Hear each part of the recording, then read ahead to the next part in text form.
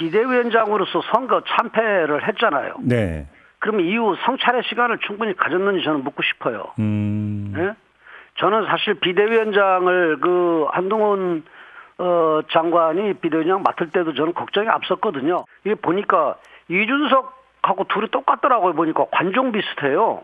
보니까. 더 이상 이제 뭐 사진 찍히기 이런 정치로는 좀 피로감이 올 수가 있어요.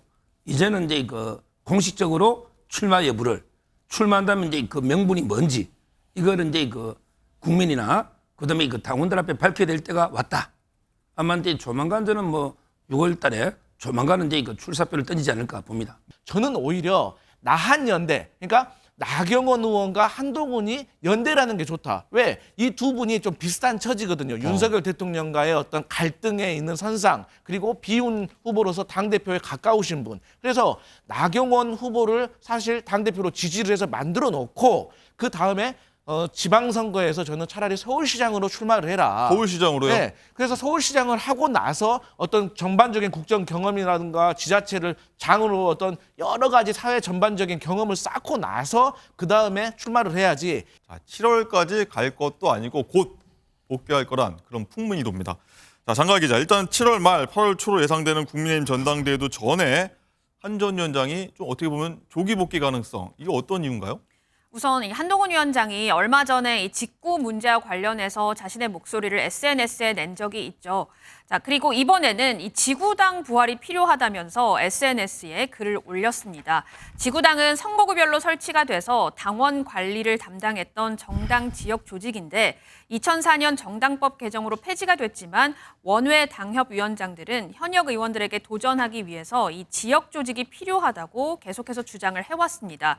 한동훈 위원장은 SNS에 차떼기가 만연했던 20년 전에는 지구당 폐지가 정치 개혁이었지만 이제는 기득권 벽을 깨고 정치 신인과 청년들이 현장에서 공정하게 경쟁할 수 있게 지구당을 부활하는 게 정치 개혁이라고 생각한다라고 말했습니다. 네. 자, 서정욱 변호사님, 한동훈 전 위원장이 갑자기 지구당 부활 얘기를 들고 나왔고 연달아 얘기를 한 겁니다. 이게 의미하는 바가 좀 클 것 같습니다. 한마디로 하면 이제 명분도 없고 실리도 없는 거예요. 정치라는 거는 이제 명분하고 실리를 간 네 가지 조합이 있거든요. 예. 제일 좋은 거는 이제 명분, 실리 둘 다 얻는 거예요. 최악은 이제 둘 다 잃는 거고.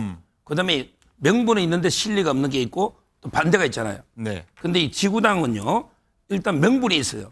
바로 이제 공정입니다. 공정. 배지하고 그다음에 원외와 공정하게 경쟁을 하자. 원내외가 공정하게 경쟁하자. 예. 지금 이제 지구당 폐지됨으로써 이제 배지들은 다 사무실 낼 수 있는데 원외들은 이제 낼 수가 없죠. 이게 불공정하잖아요.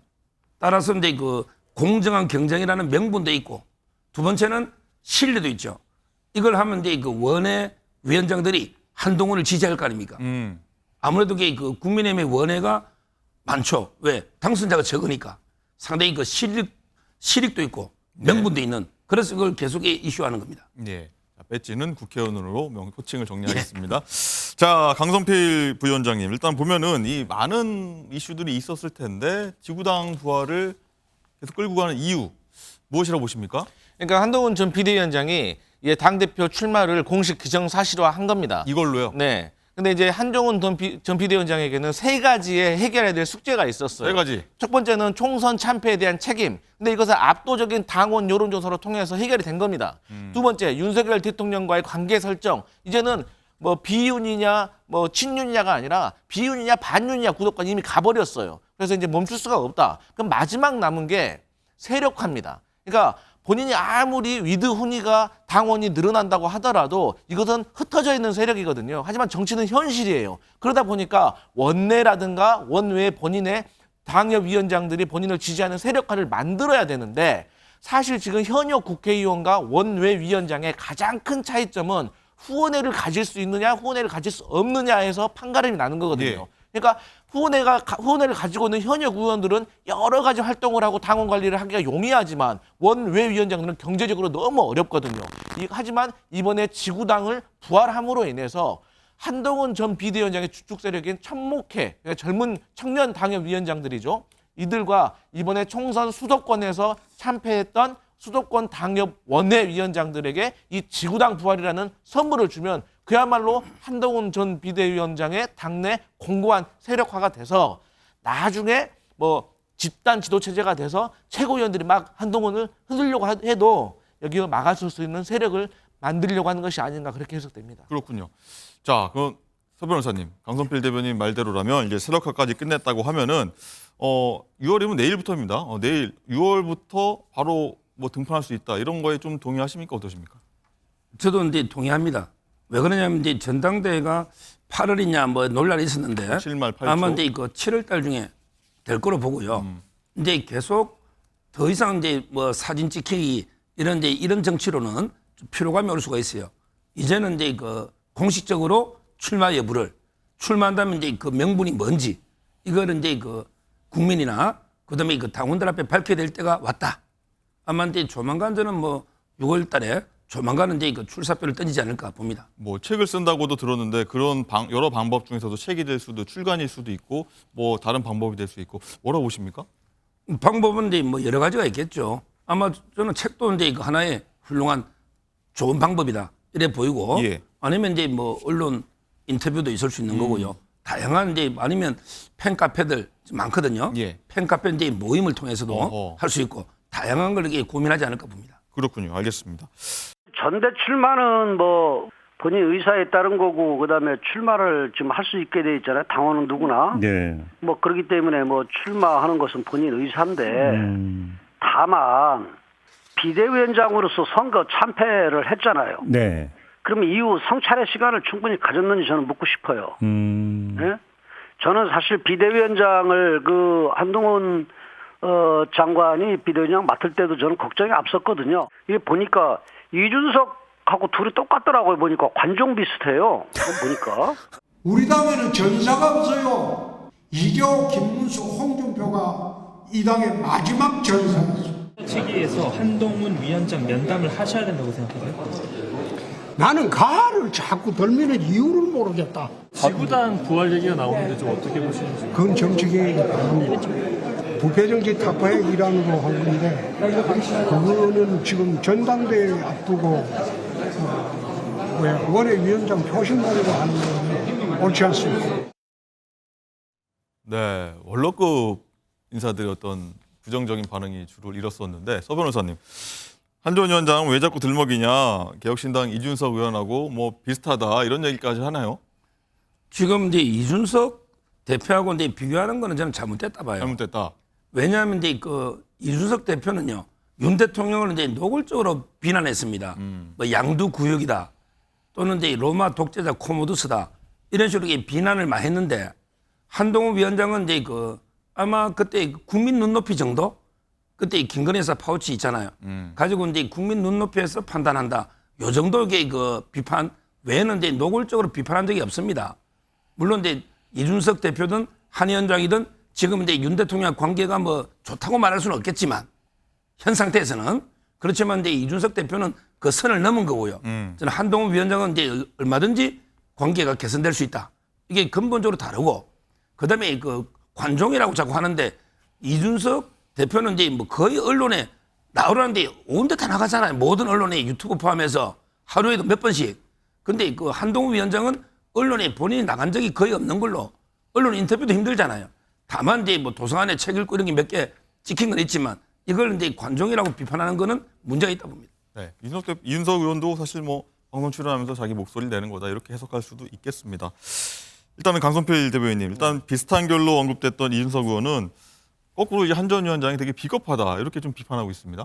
근데 그 전에 아니 뭐 이준석 그 의원이 방송 나가는 게 뭐 관종인가요? 아니 소수 정당이니까 당연히 방송 나가가지고 자기 정당을 홍보하는 것은 정치의 기본이죠. 네, 그럴 수 있죠. 오히려 제가 봤을 때 한동훈 전 비대위원장이 인터뷰도 안 하고 공식적으로 메시지도 잘 안 내면서 자꾸 그 목격담, 도서관에서 찍히고 어디 길거리에서 찍히는 그런 것이 저는 더 솔직하지 못하다고 생각을 하고요. 예. 일단 이준석 그 의원하고 한동훈 전 비대위원장하고는 그 같은 점은 딱 하나밖에 없습니다. 윤석열 대통령하고 사이가 안 좋다는 거. 그것밖에 없어요. 사실 이준석 그 의원 같은 경우는요, 지난 10년 넘게 정치를 하면서 스스로 당대표에도 당선이 됐고, 그리고 국회의원도 이번에 스스로 어려운 지역에서 됐단 말이에요. 그리고 지금 2030 세대라는 확실한 세대의 어떤 지지를 받고 있는 사람이고, 한동훈 전 비대위원장은 사실 검사로서 살아오다가 윤석열 대통령 때문에 법무부 장관하고 당대표까지 된 거 아니겠습니까? 그 말은 곧 스스로가 쟁취한 게 없다는 거예요. 그런데 단 하나 한동훈 전 비대위원장에게 특이한 게 하나 있습니다. 뭔가요? 그러니까 정치권에서는 여당 야당이 그러니까 97세대, X세대가 당대표급 정치인이 별로 없어요. 왜냐하면 이 자본주의의 첫 번째 세대거든요. 그러다 보니까 뚜렷한 가치관이나 사회운동이나 이런 걸 해본 적이 없어서 세력화가 안 돼 있어요. 오직 밖에서 전문직으로 활동을 하다가 영입이 돼서 들어왔기 때문에 국회의원은 될지언정 세력화가 안 돼서 당대표급 정치인은 아닌데, 한동훈 전 비대위원장은 어쨌든 이후에 어쨌든 당대표급이 됐고 인지도와 팬덤까지 생겼다. 그래서 저는 이 두 사람이 너무나도 다른 상황이지만 사실 이준석 대표의 형으로서, 그러니까 X세대 대표 주자로서 한동훈이 2030 세대의 대표 주자인 이준석과 세대 연대론을 통해서 둘이 같이 시너지를 낼 수 있다. 저는 그게 국민의힘의 보수 정당의 자산이라고 생각합니다. 네. 어쨌든 한동훈 전 위원장이 당대표에 도전한다고 했을 때 어쨌든 이런 비판적인 인사들, 또 원로급 인사들 아니겠습니까? 좀 끌어안기, 뭐 관계 설정도 필요할 것 같거든요. 이 부분은 어떻게 생각하십니까? 뭐 그게 이제 그 한 위원장의 숙제는 맞아요. 지금 옛날에 이제 처음 등판할 때는 거의 뭐 압도적으로 이제 99% 이상 전부 이제 그 한동훈 위원장에 대해서 뭐 칭찬 일색이지 비판이 없었거든요. 네. 그런데 지금은 이제 선거 패배 후에 당내에서 이제 견제 세력이나 비판 세력도 이제 그 많이 생겼습니다. 솔직히. 그렇지만 이제 그 아직 당원들은 압도적으로 지지를 하고 있는 거고요. 예. 그래서 이제 그 기존의 현역 의원들 위주로 이제 비판 세력이 많은 거예요. 이거는 이제 한 위원장이 어떻게 이걸 극복할지 깨안을지 본인이 이제 그 더욱더 노력을 해야 되지 않을까 이런 생각이 듭니다. 예. 자, 이렇게 좀 비판적인 얘기 목소리 들어봤는데 반대로 걱정을 해주는, 그리고 좀 진심 어린 조언해주는 인물도 있었는데요. 누군지 화면으로 만나보시죠. 그래서 저는 지금 굉장히 우리 당의 소중한 대권 후보 중에 하나인데, 저는 한동훈 위원장도 굉장히 잘 됐으면 좋겠어요. 또 나이도 젊으시고 그렇기 때문에 우리 당의 앞으로 굉장한 자산인데, 그렇다면 그 자산이 어떻게 쓰여지는 게 좋을까 하고 생각하면 지금 이 타임은 아닌가 하는 제 정말 진심입니다. 뭐 제가 오히려 저 견제한다 그러면 나오시라고 막 그러는 게 견제일 수 있어요. 그러면 오히려 경쟁력을 떨어뜨릴 수 있으니까 저는 제 판단은 그렇다는 얘기입니다. 자, 어쨌든 장가 기자, 일단 이렇게 좀 비판과 우려가 좀 공존한 상황인데 아까 서정욱 변호사 잠깐 말씀해 주셨지만 실제 여론은 어떻습니까? 우선 한 여론조사에 따르면요, 이 한동훈 전 위원장이 전당대회에 출마하는 것에 대해서 부적절하다는 응답이 47%, 그리고 적절하다는 응답이 37%로 나왔습니다. 하지만 국민의힘 지지층에서는요, 적절하다는 의견이 70%였고요. 반면 민주당 지지층이나 조국 혁신당 지지층에서는 부적절하다는 게 70%였습니다. 또 한 전 위원장의 팬카페 회원수도 한번 살펴봤더니요, 총선 전에는 한 18,000명 규모였는데요, 현재는 78,000명으로 4배 넘게 증가한 상황이었습니다. 네. 강선필 대변인께 한번 여쭤봐야 될 것 같습니다. 상대방에서 어떻게 좀 평가하고 있는지. 자, 전체적인 여론을 봤을 때는 약간 부정적이지만 지지층에서는 압도적으로 여전히 높거든요. 이런 요인들이 조금 전에 저희가 다뤘던 6월에 조기 등판할 수 있는, 복귀할 수 있는 그런 요인이 될까요? 결론부터 말씀드리면 한동훈 전 비대위원장은 주변의 시선이나 의견이 이제 상관이 없습니다. 지금 나가려고 마음을 먹었어요. 그럼에도 불구하고 주변에서 이제 진심 어린 조언일 수도 있고 뭐 정치적인 계산일 수도 있지만 사실 한동훈 전 비대위원장이 이번 당권은 안 나가는 게 맞죠. 그러니까 김종인 전 비대위원장도 말을 했잖아요. 좀 쉬면은 기회가 올 것이다. 그런데 한동훈 전 비대위원장이 사실 가지고 있는 숙제 중에 가장 어려운 숙제가 뭐냐면 사실 당대표가 되면 무엇을 할 것인가, 그리고 그 무엇을 할 수 있는 능력은 있는가. 아니 도서관 가서 좀 SF 공상소설 좀 본다고 능력이 갑자기 안 생기거든요. 정치도 전문직이에요. 그렇기 때문에 저는 오히려 나한연대, 그러니까 나경원 의원과 한동훈이 연대라는 게 좋다. 왜? 이 두 분이 좀 비슷한 처지거든요. 윤석열 대통령과의 어떤 갈등에 있는 선상, 그리고 비윤 후보로서 당대표에 가까우신 분. 그래서 나경원 후보를 사실 당대표로 지지를 해서 만들어 놓고 그 다음에 지방선거에서 저는 차라리 서울시장으로 출마를 해라. 서울시장으로요? 네. 그래서 서울시장을 하고 나서 어떤 전반적인 국정 경험이라든가 지자체를 장으로 어떤 여러 가지 사회 전반적인 경험을 쌓고 나서 그 다음에 출마를 해야지. 우리 국민들이요, 보수층에서도 지금 정치 초보 플러스 검사에게 바로 다음 대권에서 표를 줄까? 저는 보수 사설에도 그렇게 얘기를 안 하더라고요. 그래서 네. 이런 색깔을 조금 지우는 노력이 필요하고, 이준석 그 의원도 말했듯이 정말 밑바닥에서부터 조금 굴러서 뭔가 쟁취하고 저 엘리트가 우리들의 마음, 서민의 마음도 알아줄 수 있을까? 대변할 수 있을까라는 신뢰를 갖는 시간이 필요하다, 이런 말씀 드리겠습니다. 예.